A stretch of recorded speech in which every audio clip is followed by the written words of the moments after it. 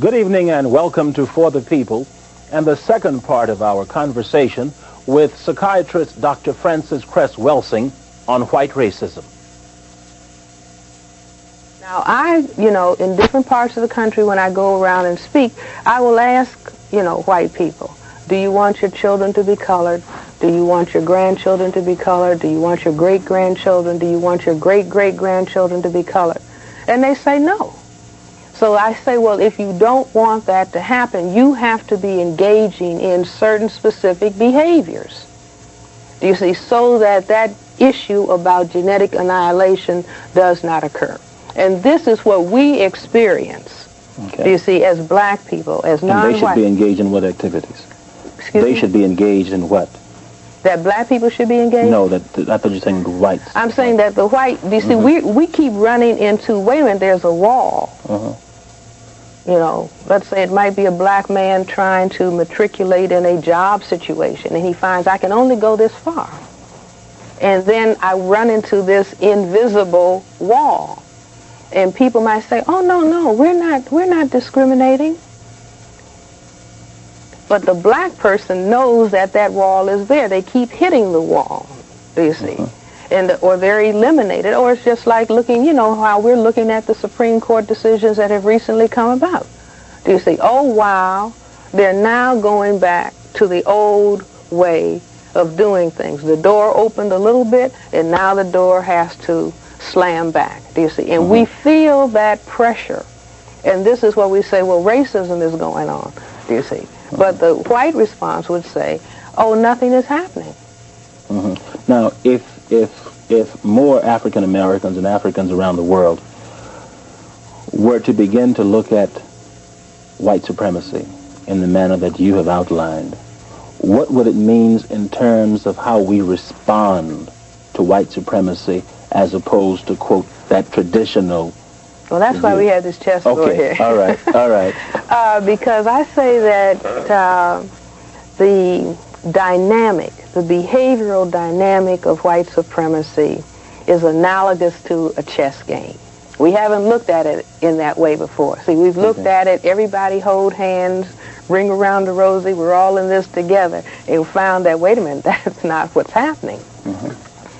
That if we understand the game of chess, where you have a white side of the chessboard and you have a black side of the chessboard, when people sit down to play chess, because I'm not talking about hating white people. I am talking about analyzing the behavior, but I'm not talking about hating them. I'm not talking about destroying white people.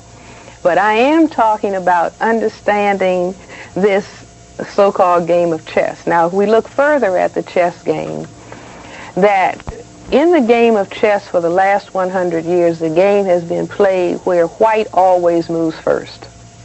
So that the white side of the chessboard is playing offense, defense. The black side of the chessboard has to play defense, offense. So I say that that's a perfect analogy to white supremacy. White supremacy has to move against non-white people for the purpose of white genetic survival, do you see? And also, the game of chess is about checkmating the king.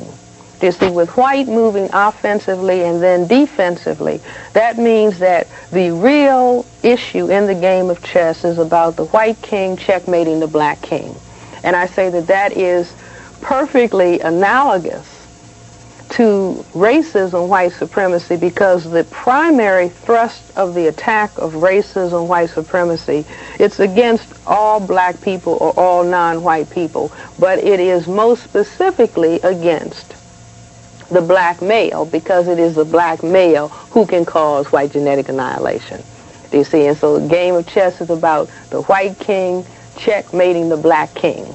And so I say that if we begin to say, oh, it's like the game of chess. You see, and black people say, oh, we didn't understand that. Oh, now we can play, because it's just a matter of tactics and strategy. And I go further, to look at the chessboard as though each of these columns, each of the vertical columns on the chessboard, we really need 9. And if we looked at it, one column represents economics, another economics, education, entertainment. labor, law, politics, religion, sex, and war. And so you have to play on those 9 fronts simultaneously, which is just like playing chess. You don't play on just one column. You have to play and look at all of the columns at the same time.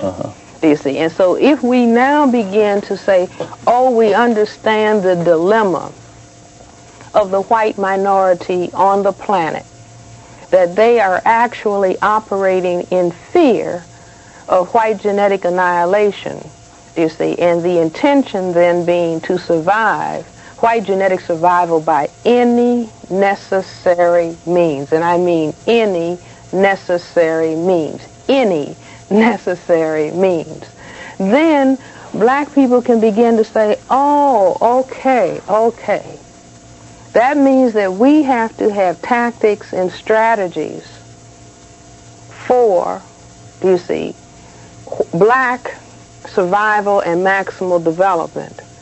In the presence of this continuous onslaught, we will give up completely, you see, begging and pleading, that all of that energy, like 90% of our energy as black people in this area of the world, is being spent begging and pleading. You see, but that would be analogous to the person who is playing the black side of the chessboard begging the white side to let them win.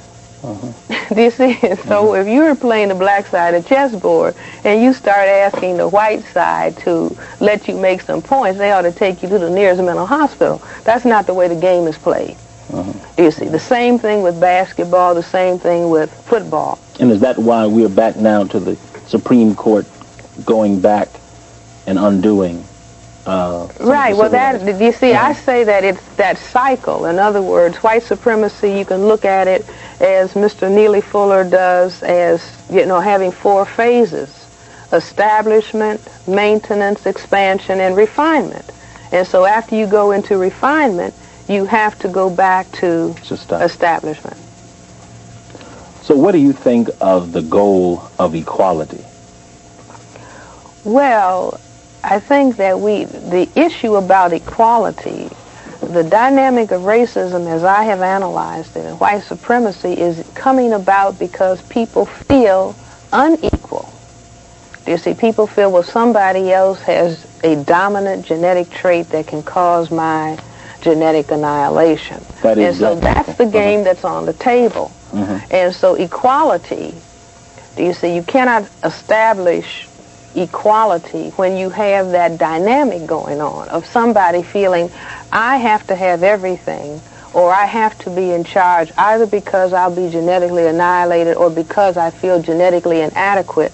I have to try to balance that out by having all of the money, all of the jobs, all of the houses, all of the things that are decent.